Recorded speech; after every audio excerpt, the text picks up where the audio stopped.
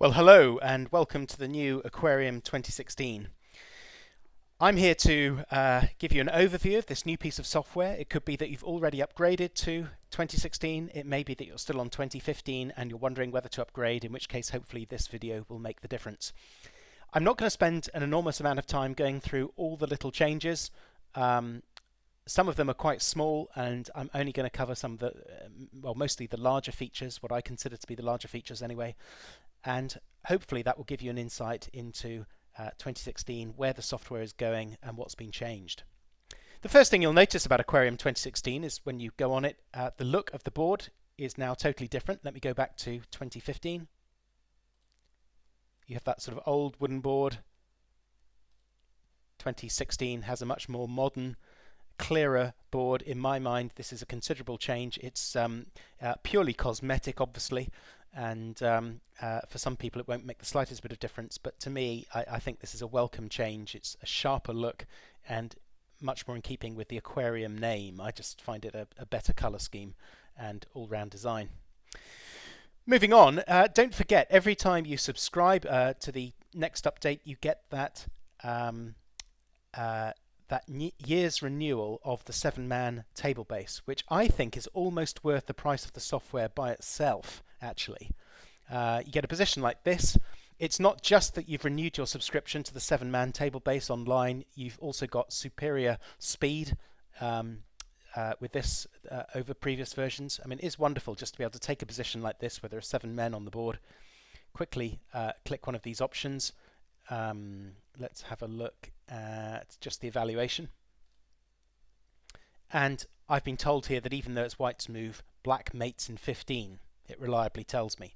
Really, really great feature to get that kind of level of endgame ability.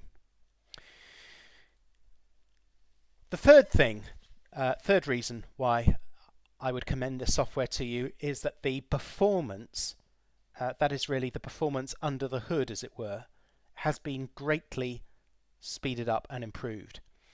In particular, the Minimax function, which is something that we all do when we stop an idea project. Whenever you start and then stop an idea project, it will typically minimax, or you can minimax the tree on the settings to the right. Minimax tree now. It is grease lightning fast, as you just saw. If you weren't looking, something happened down there. I'll take a project that I haven't minimaxed for a while. This one. Watch this. Watch down here. Manage. Minimax tree now. See that? Grease lightning fast compared with previous versions. And this is a welcome change. The other function which I quite like using, but not many other people do, is fill subtree power. That hasn't been speeded up, and I've been told that there are technical reasons for that, because every single position needs to be visited, and therefore from a technical point of view it's not possible to make that any faster. But let's be fair, that is not a function that we would need to use every time. In fact, you could use this function quite rarely, but Minimax is one that is used all the time, and it is such a great performance speed up in 2016. In fact, performance all round has been improved. I've noticed that it's a much more sort of fluid and dynamic response. As you just saw, the endgame table bases are working really fast, and my internet connection is nothing special. So overall performance is a step up on 2016 over 2015, and I think for most users this will be a big benefit.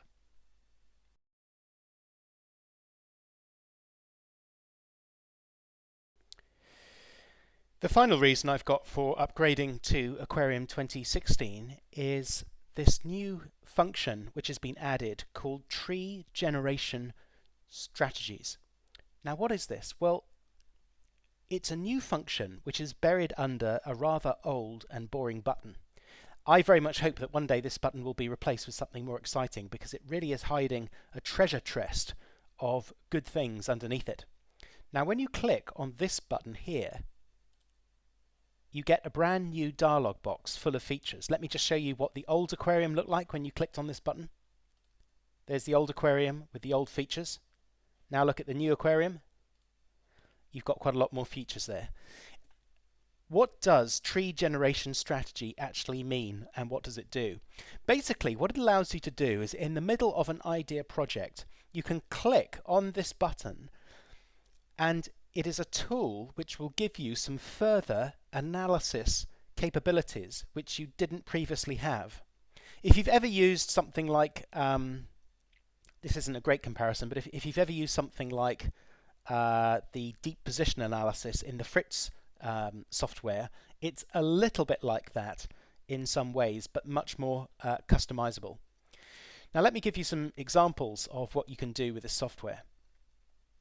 The first thing you'll want to do is to make sure that this dialog box is checked.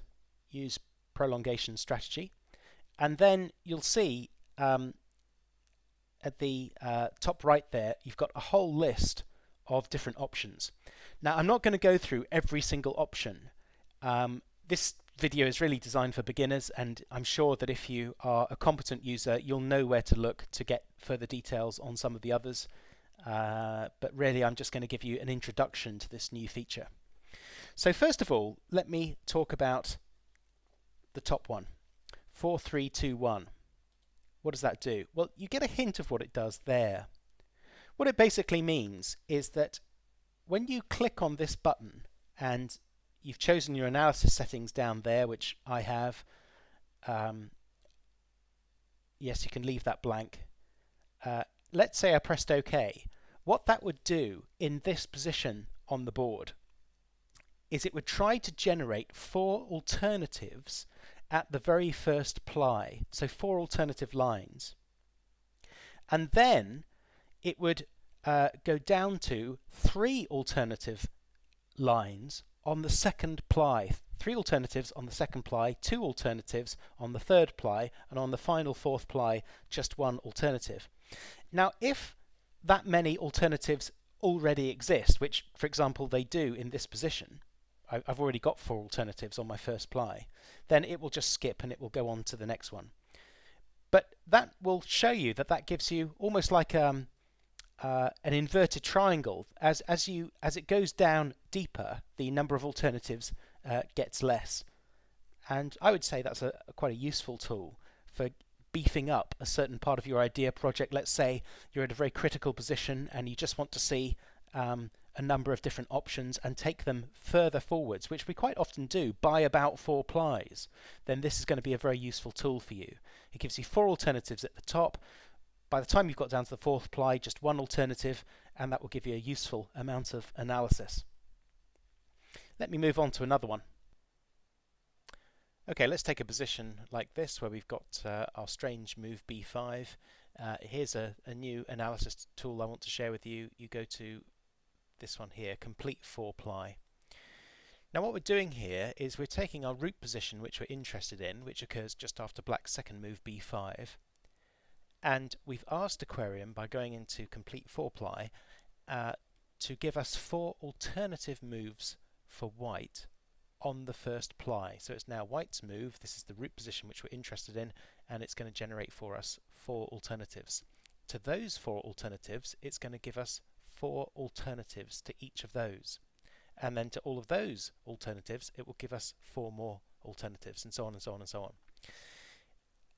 Basically, with each ply you get deeper, you generate 4 times the amount of positions. It's probably easiest if I show you this visually. Let me try and show you with a visual demonstration of what I'm talking about. You get the root position that you're interested in. You go to tree generation strategy, you choose complete 4 ply, and what we're asking Aquarium to do for us is to create 4 alternatives at ply 1, like that, and then each of those nodes, so the node is represented by the dot at the end of the line. The red dot was our root position that we're interested in. The 4 blue dots are the 4 new positions which are created from that root node, and that is ply 1. And then on ply 2 each of those nodes will be extended with 4 alternatives like this. So you can see, I'm struggling to squeeze them all in there, but you can see that even by ply 2 we have generated 16 nodes of analysis, 16 new positions to be analysed. It's just worth bearing this in mind because the number of positions does ramp up quite quickly. So for example on ply 1 we're generating 4 positions from the root node, ply 2 16, and by the time we get to ply 4, 256, which means that the total number of positions that this analysis option generates is as follows. Plies 1 to 4 give us 4 plus 16 plus 64 plus 256 positions, but those 256 final positions are actually extended one ply deeper to make sure we've not missed anything. So that gives us another 256 positions. So if you add all that up, you get 596 positions in grand total, which is quite a lot. It's just worth bearing in mind when you choose this option to be wary of what you're signing up for. This is not going to be something that will be completed within 10 minutes.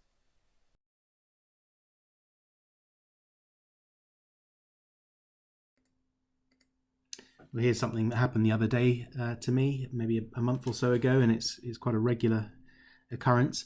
I saw a position online which had an absolutely brilliant concept behind it, but I suspected the analysis was not sound. It was a tactical test position, and the person who posted the solution online gave a whole load of analysis, and I eventually checked it in IDEA by manually entering all of their analysis and also by manually checking every possible legal alternative in the position. And I created an enormous IDEA project. Took me, I don't know, a day or two, and eventually I was able to show that the analysis was not sound. The original poster struggled to believe this, but that was the truth of it. Then Daddy Johnson, who, as you know, probably is one of the developers of the Aquarium software, he came along and he found the solution, came to the same conclusion I did, but in a fraction of the time. And the reason he'd been able to do it so much quicker is because he'd used one of these tools, which is specifically designed for checking analysis. And that's what we're going to do now. I've actually chosen a simpler position to show you rather than the one that I found online, just because the previous one was horrendously complicated. This one is a little bit more simple to understand. This was shown to me just the other day. It is white to play and win from a tactical test position. Take a look at the board and see what you think. Count the material, it's equal, 6 pawns each, 2 bishops each, a knight each, and all of the major pieces are on the board. Clearly there is some congestion around the black king, but on the other hand, there is no obvious way to break through. And the friend who showed me this pointed this out. Bishop h6, and it is just staggering. Like, how can that win? The line he gave was knight h6 is no good because that just drops the bishop on e7, knight h6, rook e7, and then there's something going on the second rank, and black's king is obviously quite denuded, so that doesn't work apparently. So the interesting line is to take with the pawn. And now this move, queen g3, a quiet follow-up. This clearly threatens g7 check, followed by queen g6 checkmate, and therefore the next move is forced, king g7. And now the brilliant move, which is very, very hard to see from the initial position, knight e2.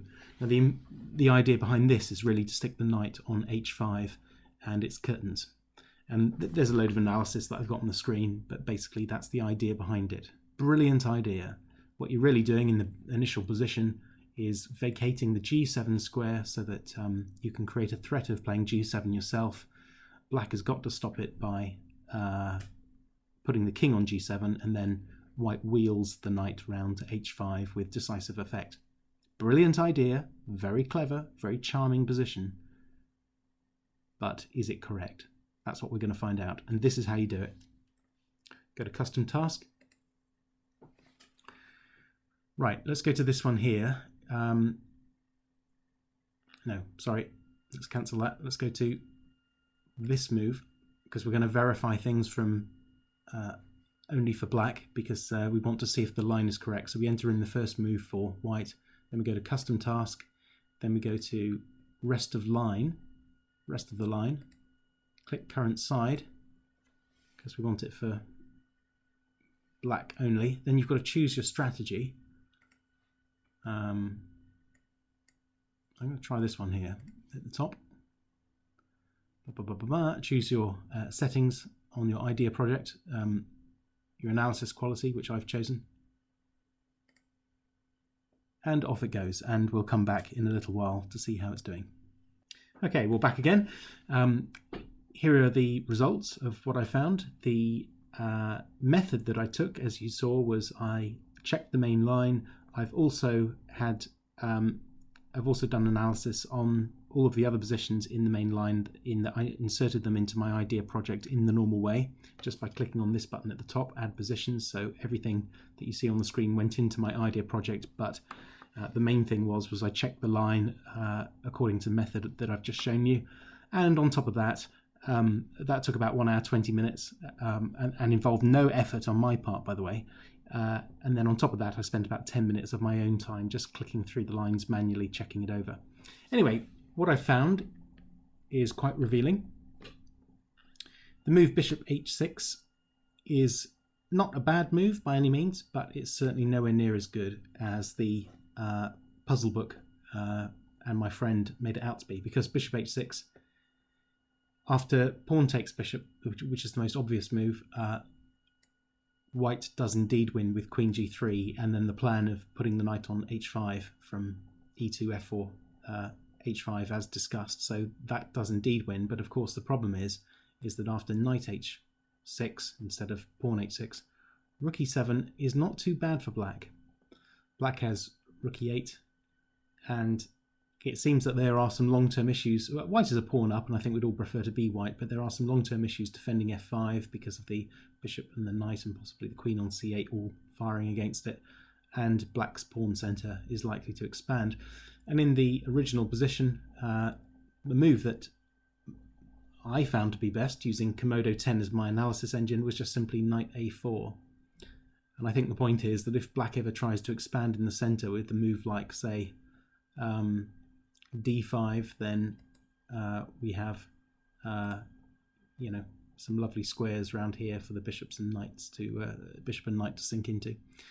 So I'm afraid this position is not sound, and we've checked the main line and we've verified that to be the case. It is not a total refutation of the position, but it is pretty much a refutation from a testing point of view. Bishop h6 is not the best move here, and we've demonstrated that. So that's a very useful tool for you when you're looking at a position, either in a book, online, or wherever. You can verify the main line and demonstrate whether or not it is sound. Of the tree generation strategies do. There's a description of each one on the second column there under what it does. This would be a good time to pause the video and to take note of the description of each one. Notice on some of them I've put complex function at the end. That typically means that there's something more going on here than is easily understandable. For example, it might have something clever going on where the evaluation window changes between each ply. For example, as it moves from the first ply to the second ply, it might become much more selective, for example, in terms of how it chooses which moves it's going to extend and take forward. So where things really aren't so simple and easy to describe, I've just put complex function at the end, and you can either try and find out what those do or avoid them, at least while you're getting used to this new tree generation strategy. Thanks for watching, and hopefully you'll enjoy the new software. Bye bye.